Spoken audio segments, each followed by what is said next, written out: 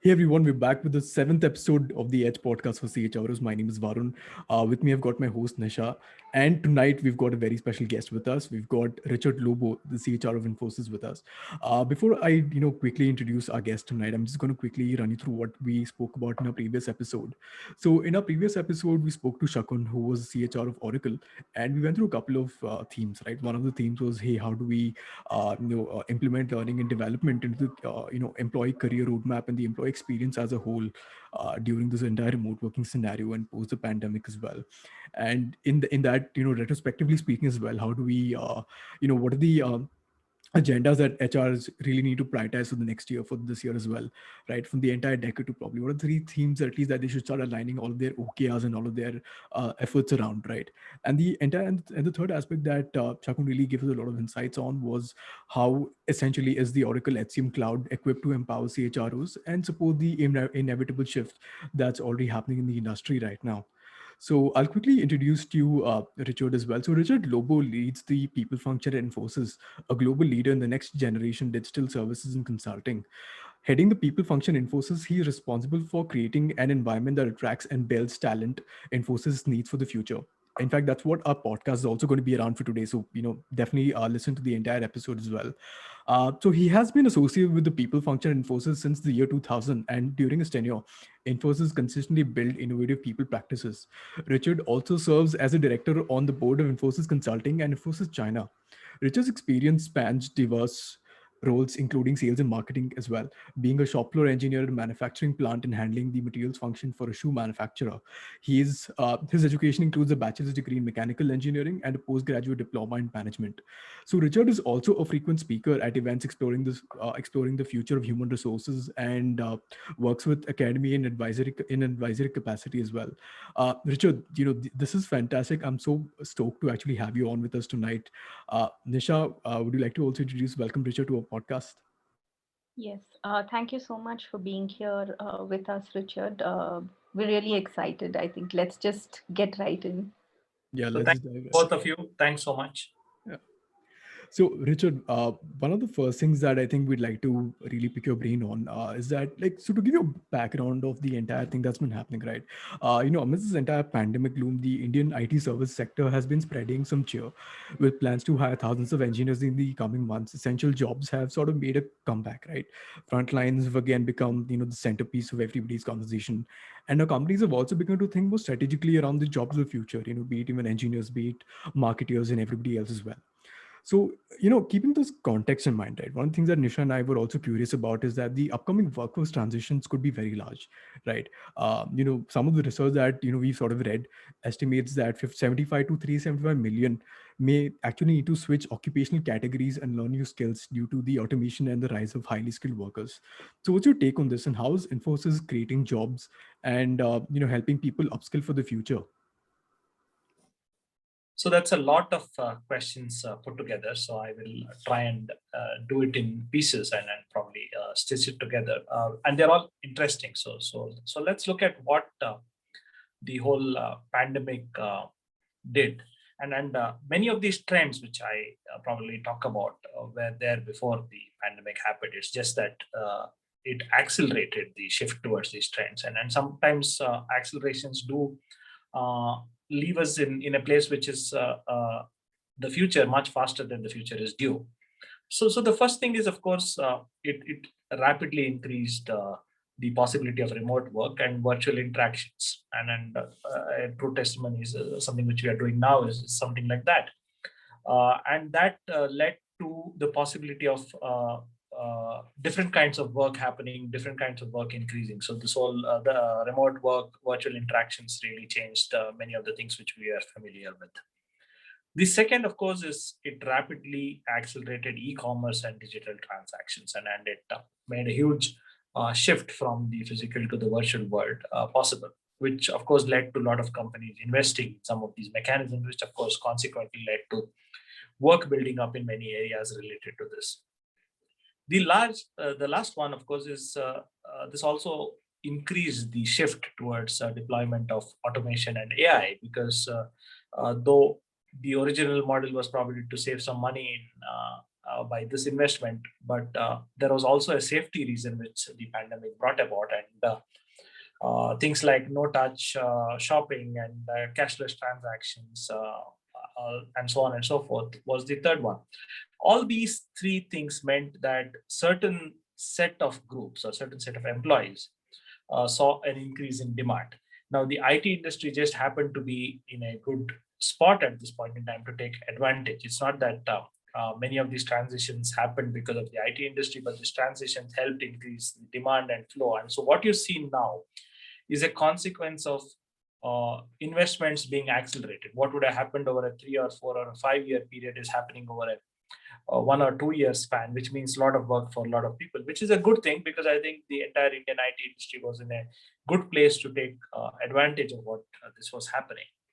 At the same time, coming to another part of your question where you saw disruption and shift of occupations, though not necessarily tied to this, that also is in a way connected to these trends, because what happened is that we saw job growth increasing in two distinct segments. One is at the top end and second is at the lower end. And then just to give you an example, which you would be familiar with, is that you saw a whole amount of investments in terms of people doing deliveries, people supplying you with essentials and so on and so forth. I call them as the growth at the lower end of the spectrum. At the same time, you had the growth at the upper end of the spectrum, is that people who were needed to take advantage of the requirements of digital transformation. So that shift also led us to this big question: what happens to people in the middle? And unfortunately, when these occupation shifts happen, there are no clear answers to what happens to the middle, because some of these jobs move to the lower end, but not necessarily all jobs shift to the top end. And what is very important, and what is we do not pay enough attention to, is when these occupational shifts happen, you do need to invest a lot in terms of reskilling.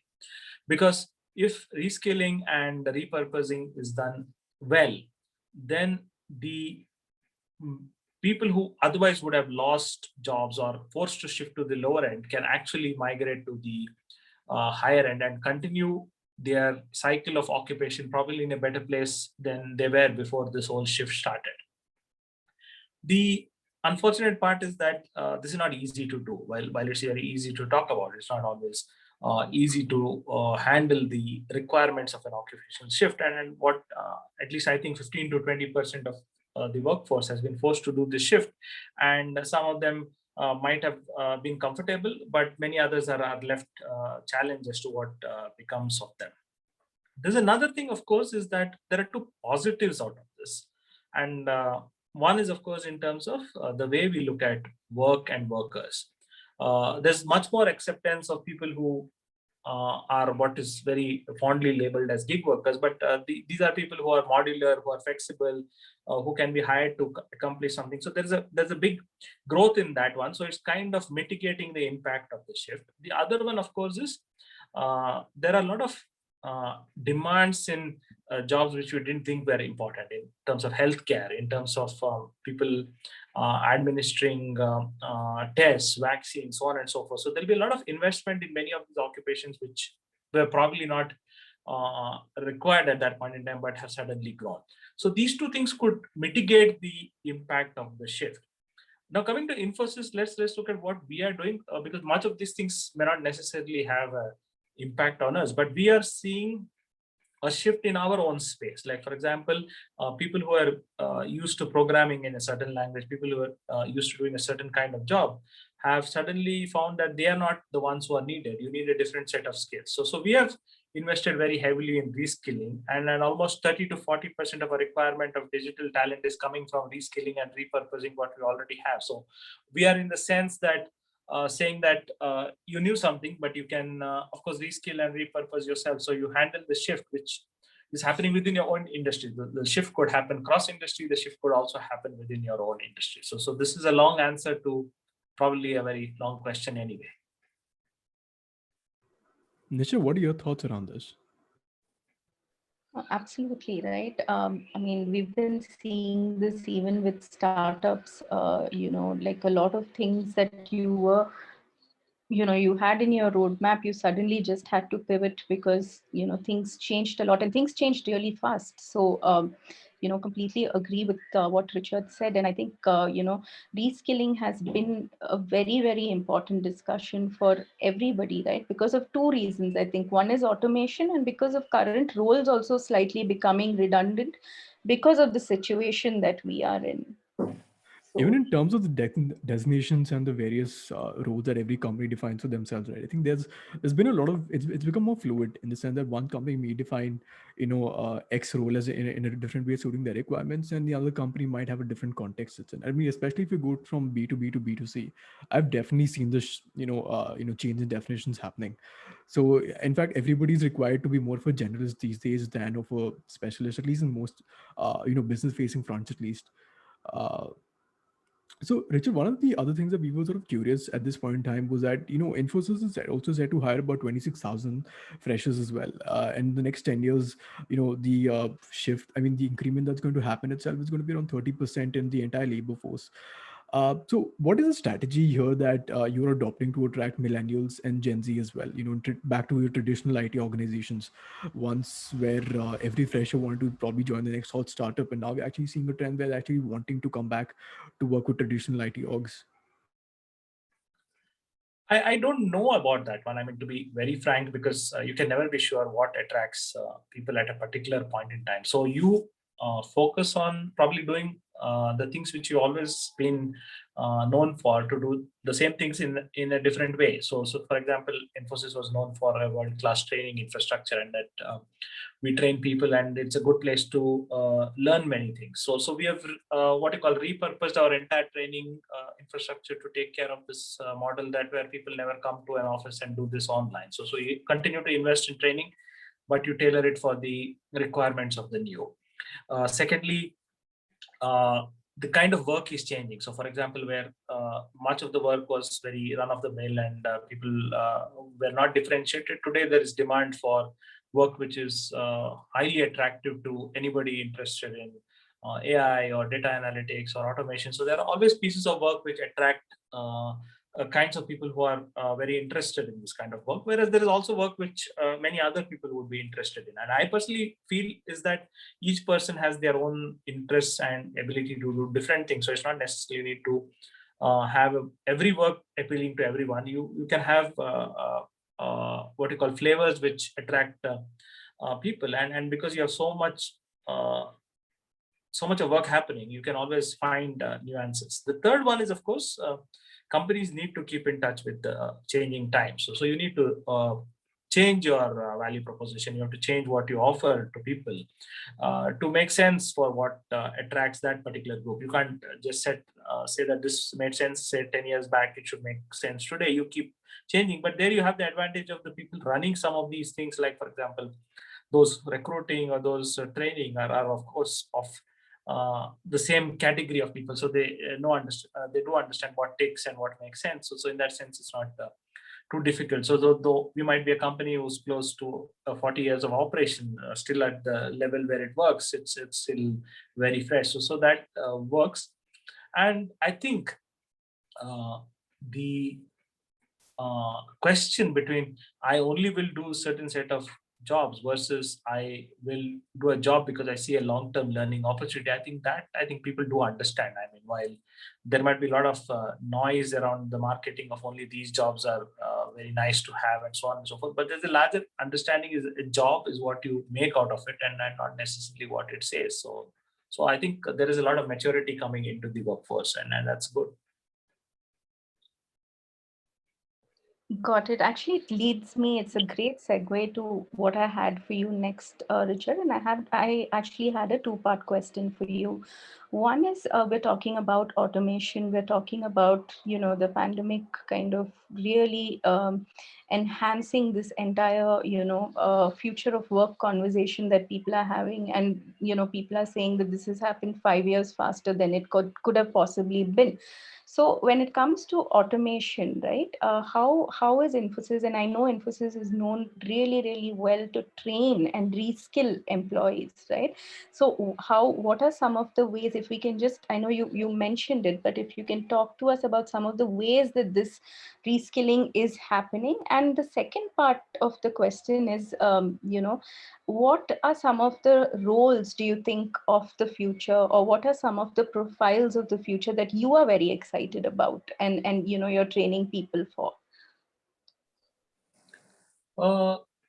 Needs a bit of thought, in the sense it's much easy to answer what we are doing, but as to what Sure.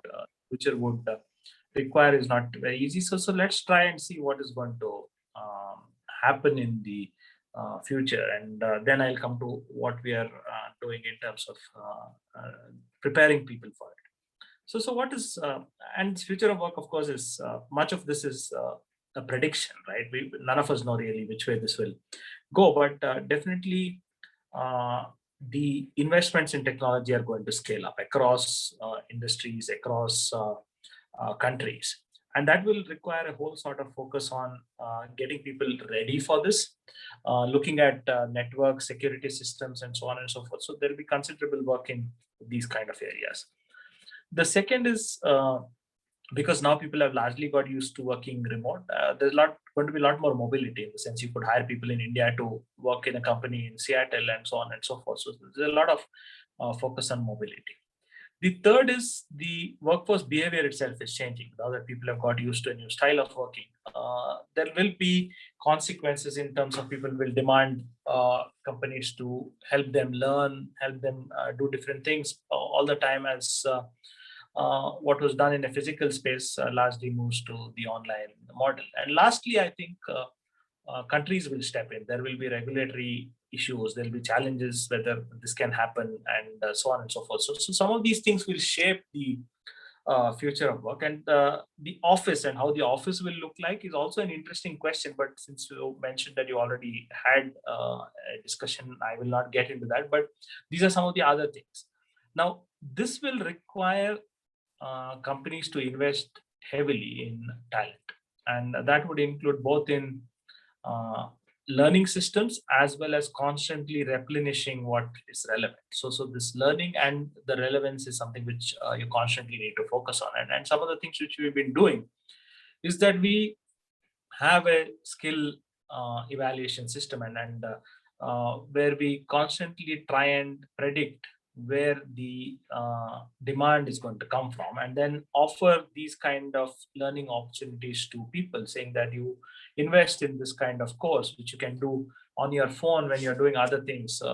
It is as good as listening to a podcast or listening to an audio file, and then you learn, and then you go through certification, and if you're successful, we tag you, and if we tag you on skills which are relevant and hot, we do pay you a premium. We pay you an allowance for being ready to do new things, with the understanding that it will help us bill clients for the skill that you have. So this is a incentive model. So this is one area of how we're doing it. The second, of course, is learning on the job. So many times when you take on a project, you really don't know what skills and what will happen, but you focus on people who can learn quickly. So this whole question of creating more learners than you ever have. So the focus is to you hire people who are willing to learn, willing to develop in themselves, because it's hiring a group of people who are willing to learn and explore, because not much of what happens in the tech world can be predicted in the future. What might be very relevant today can be totally useless 2 days down the line. So you need to invest in what I define as people are willing to learn, and or you can call them lifelong learners. The third, of course, is you need to focus on what is happening in the world. So that requires ecosystem view, in the sense that you need to know what other companies are doing, what an Oracle is doing, what an IBM is doing, what is Microsoft's approach, what is Google's approach. So what was very company focused has suddenly become an ecosystem focus. So you need to now understand what is, because what each company does will have relevance to what you do tomorrow. So it's no longer comfortable to say, okay, we will do this, but you need to know what the larger ecosystem is doing. And all these companies are very important, because each one of them is doing interesting work. And I have not even mentioned the startup world, in the sense that there are many others who are doing equally interesting work. Of course, their volume and the size may not be as significant, but this whole ecosystem view is very important, and that is a new learning which is probably happening over the last few years. So these things are what will keep us relevant and will probably make sense. Got it. It somewhat sounds like a very open source approach to, for a CHRO, Oh, yeah. right? It's Yeah. completely out there now. The combination of open source and network. So it's both, because it is like understanding that you might have solved some piece of the problem, but you know who else has solved another piece of the problem. Only when you connect all these dots together can you really solve a problem for the client, because the client problem is very people based, in the sense that they will invest in what makes sense for their business and what people are interested in. And only when you understand this whole connections can you do a solution which makes sense for the client. Absolutely, absolutely. I just have one tiny little follow-up to this, because today we were just talking to a startup that is in the skilling space, for example, right? And they are working with large corporates on a very kind of a tailored approach to skill for a particular task. So is that something that would excite you as well, Richard? To kind of outsource. What I'm asking is outsource skilling, to some extent. I will just further your thought a little more, is that the ownership of that has to shift to the individual. See, this whole business of companies being responsible for a person's skill is kind of getting outdated. The individual is responsible for the skill they bring. Now, the thought is interesting, but the responsibility has to move toward the individual. So the individual has to invest in their own learning. The company can only take them that far.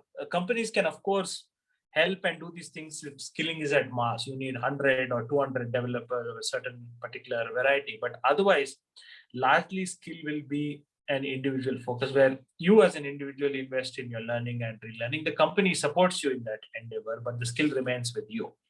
And this is like kind of a the best way to put it is kind of a passport, a skill passport, where you keep excuse me, keep collecting stamps of the various skills that you picked up, and it's with you. It belongs to you. It doesn't belong to your company. And as the person who's in demand will be the person whose skill keeps getting enhanced. You might not have plenty of skills, but you have the enhanced level of skills, and there might be a different set of individuals who have plenty of skills. So both is a possibility.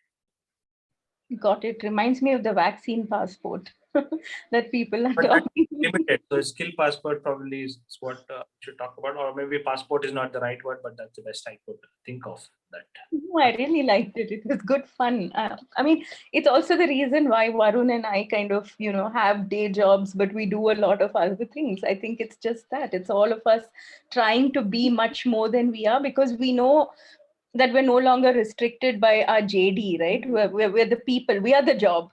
So, we define the JD. Many of those ideas are now shifting, and I think many of us do not realize, but many of those things which we are familiar with will no longer be relevant. Like, for example, a resume. Why would anybody need a resume if you have a skill passport? Why would you need a JD? So some of these things, I think we got used to it, but I think we've probably reached the end of some of those things. Or like Varun asked me earlier about designation and what companies call them. How does it matter anymore? Because some of these things will change. It will take time, because I think we are used to it and we've lived with it for a long time, but it will change. Actually, it all sounds like music to our ears, Richard. Thank you for mentioning all of sure, it. yeah. This is something that we've been trying to propagate across the ecosystem for a while now.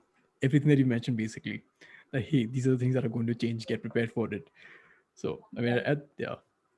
So, Richard, actually, just coming back, again, I'm going to keep this really short. We were intending to talk to you about, the next gen of hiring and, agility, innovation. But I thought, you've answered all of that. I actually want to ask you something that, just came to me, actually. If you were to define, right, what what was the most exciting, like, in this last year, what was the most exciting part of your own career? Because, you've been there, you've done so much, Richard. If you can tell us what has excited you and what is continuing to excite you, I think that'll be interesting. I just want to ask you this. If you really want an honest answer, what excites me is not driving through Bangalore traffic anymore. If I'm allowed, Absolutely honest answer.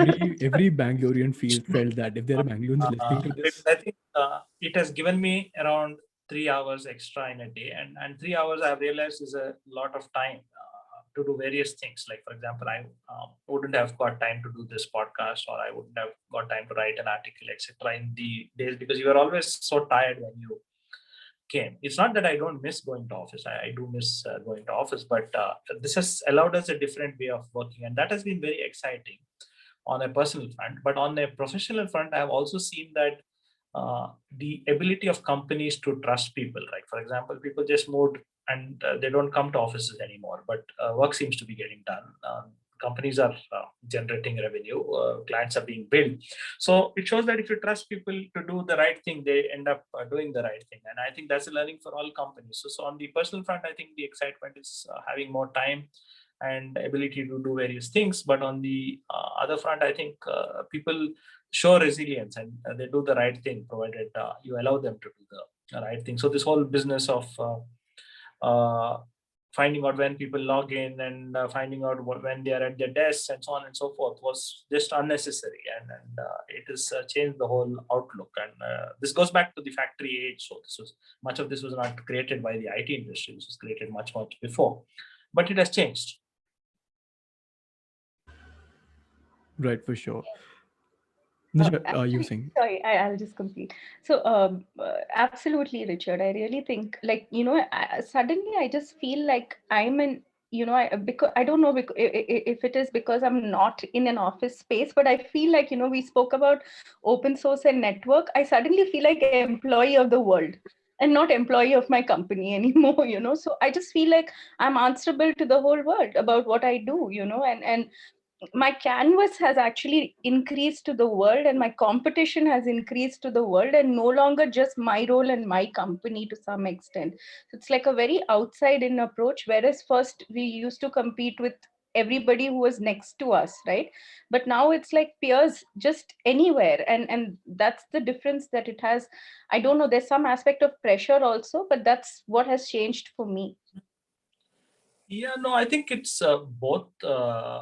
There is a change in the individual, in the sense that the individual feels more responsible for themselves. Secondly, of course, it's a network which you're talking about, right? It's not necessarily competition, but you're working with a network, and network. The one of the things a network does is it increases everybody's worth. You're more useful if you're in a network versus you're an individual, unless you are doing something very exotic which really doesn't require other people. But no matter what the job is, you can always benefit from the shared knowledge, and I think that is what we are seeing. And it took us some time to think this through, but I think it's going to accelerate. The next few years we'll see this happening much faster. Right. That's actually a pretty good segue again into the last question that we have for this episode. In fact, it's a three-part question. So, Richard, I'd like your help to actually build a good field guide right here, right now on the call itself. And these are basically, three questions that we feel that a lot of HRs and CHROs sort of find themselves asking, right? The very first is, how do I map my organization's future against the current talent pool and processes? How do I, see at least 3-4 years down the line? What are your recommendations on it? It's a little odd answer, but my thought again goes back to the client. What are you doing which is relevant to somebody who's paying you money for that? Everything else falls into place, and many of us get it wrong because we get lost in our own world, and we think many of these things are our own self-fulfilling prophecies. But the point is that many companies have, whoever has not done well, or companies which have shut down or failed, have done that because they got too focused on their own inward activities versus what is relevant for the client. And the only way that you can keep your talent force or whatever you do relevant is not lose sight of what difference you're making to the client of yours. And I think that the only way that companies can keep their talent pool focused is to always keep in mind as to what is the requirement of the client tomorrow. And then you do all your entire org structures, your learning, your purposing, your hiring, everything stated to that goal. And then you can never go wrong, because then you're always relevant. It might require that you dump some of those things which are very dear to you, but you still need to do it, because otherwise you stop being relevant. And that customer relevance, being close to the end consumer of whatever you do, I mean, you could be doing many things, is very important. Like, for example, the classic example is a restaurant whose food is not, who might be highly, what you call, proud of what they do, but nobody is interested in eating that food for various reasons. There's nothing, may not be anything wrong with the food, but it's just that tastes have changed. It's a classic example, and it's no different whether you're running a company or doing anything else. The same thing would make sense. Fair enough. That's actually pretty good, answer. That was not all at all. In fact, it was an exact playbook that I think people can start pondering over. So the second question that we have is that, what is the how can HRs and again CHROs start thinking of the ROI of retaining and reskilling existing workers when there's always an option to sort of hire new ones at a much lower CTC? What are your thoughts on that? Uh, Two angles to this. One is, of course, it's much more useful to invest in your own people, because they're used to you. You know them. You already invested in their training and so on and so forth, and they know your customer. So it's a much more advantageous to invest in them versus hiring, because hiring is always a hit and miss approach. You can, no matter how good you think you are at hiring, you can never get it fully right, because you're always experimenting. So my view is always grow talent, and that's been our model. You hire fresh from colleges and you grow them, and stay with them as long as possible, and they do stay if you constantly invest in them. The second, of course, the angle is that we are going to see a much more, what you call, churn in terms of people not staying on in jobs for a long time. So people will shift and people will come back. So you will have this, you need to have a platform where you can welcome people back, assuming that they will get new skills and they'll be more relevant. So formerly we used to look for people who did a long career in a company, and I'm one of those people who did that. But now we look for people who do more short-term stints, but they do come back. But we haven't yet figured out how to fit this into our own internal structure. So these are two views we have to take. But at any point in time, it is good to maintain your talent ecosystem, if I may so call it, is that includes your current employees, it includes your future employees, it includes your past employees, but it also includes people like your contractors, your gig workers, your support groups, your employees from other companies who do part-time jobs for you, and so on and so forth. So you need to maintain a constant view of that instead of just focusing on only a narrow set, which is employees. So let's dive a little deeper on that one last aspect, right? Which is how do you start hiring people from non-traditional talent pools? I mean, of course, your prime strategy has been to track the crowd from colleges and from education institutions in general. But if you consider startups, you consider again the group that you mentioned, right? Gig workers, part-time workers. How can an HR start tapping into them more effectively? It all comes down to platform. Okay, you need a platform for that, and unfortunately there aren't that many platforms today in the world. Whereas there are platforms for various other things. There are platforms for you to order food from multiple restaurants, but there is no platforms when it comes to talent. So eventually we'll get there. I mean, I think in another few years somebody will develop a suitable platform where you can reach out. And so what does a platform do? For example, a platform like an Uber connects the consumer with the provider of services, and the platform provider takes a small fee for this. So similarly, you need a platform for your talent ecosystem. And the unfortunate part is, like I mentioned earlier, you have to share it. You can't have your own platform, because if every company starts developing a platform, then there's a limit to how many people you can attract. So a shared approach to talent through a platform is what is really the future thought. It of course requires a lot of companies to cooperate with each other, and also requires the talent to cooperate with each other. So, but this will make better sense, because this makes more employment, this makes more possibility of earning higher revenues, and also it will ensure that people don't get wasted. See, one of the big challenges you have is that you might need a particular person who has a particular skill very desperately, but it might be in another company, but the other company may not be using that person at all. It's same as an airline seat going waste or equivalent. So some of these things will get solved by a platform. Yeah, I mean, imagine if I was working in some company, but I have this one skill and somebody can just contract me for it. And the companies are completely okay, right? That they don't have any kind of a conflict or anything. No, we still solve the issues of security and trust, but the platform can again take care of that. So, for example, if you are a person who can't be trusted, the platform will rate you accordingly, and then nobody will hire you. So, it's in your own interest to keep your profile clean. Yeah, so it's like scores, right? It's good for us to kind of keep high scores. Got it. Just one follow-up and last question, Richard. How do you define top skills, right? Sometimes I think, a lot of times I'm sure people have this question, right? What are some of the top skills for me at this point of my career? And I'm sure it changes, if you're Gen Z, it changes. If you're millennial, it changes.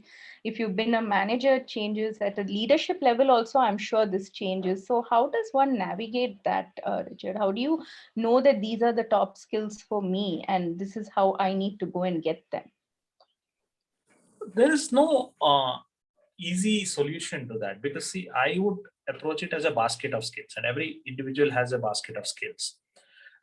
Some of them might be bigger, more important, some of them would be minor. So as long as you create a basket of skills for yourself and you constantly increase the quantum of the ones which are more relevant, decrease the quantum of ones which are not relevant, is the approach you take. But I discourage people from really saying, okay, these are the top 5 skills.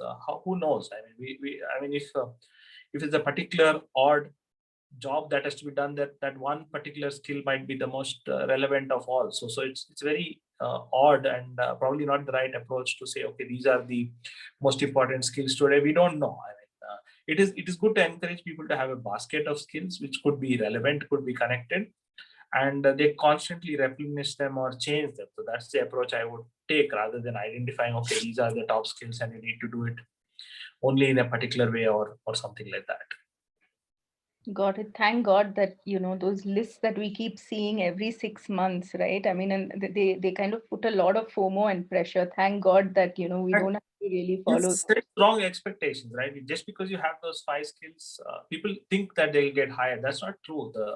The understanding is you hire people for learning, and no matter who you are, you can always learn new skills. I mean, that just because you have a particular skill today doesn't mean you can't learn a new skill tomorrow. And when your earlier question on transitions, people who succeed in transitions are the people who can learn, and the people who do not succeed are the people who can't learn. So we have to remember that. Right. And so far, we've only been looking at it from, say, mid to junior level roles. But I think it's equally important for leaders to set that example, right, Richard? What has been the yes.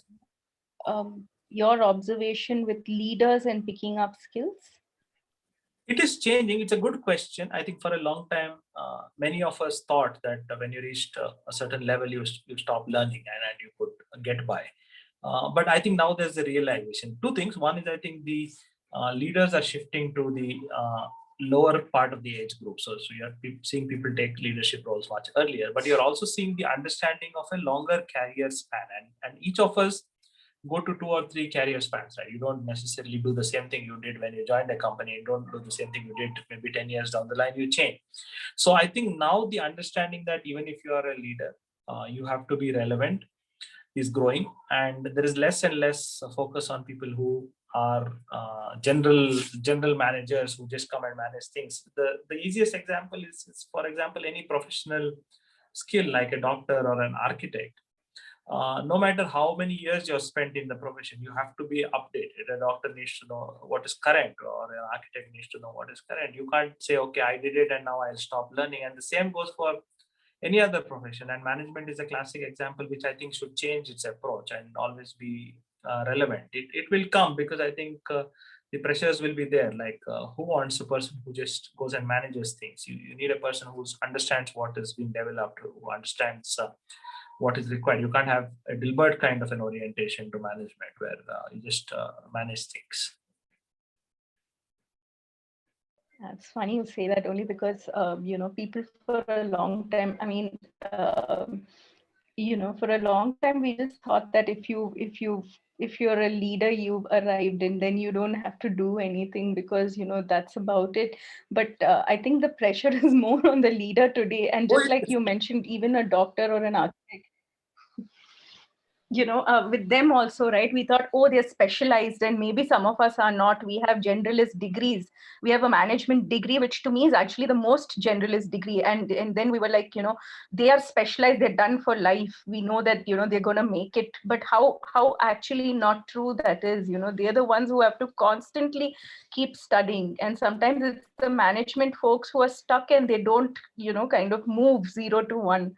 Because see, you can. But that's changing. Yeah, you definitely have the advantage of experience. You definitely have reached a position because you have got the experience. But your experience is relevant only if you know what is relevant. And the idea is to connect your experience to knowing what is relevant, and that is the test which many people fail.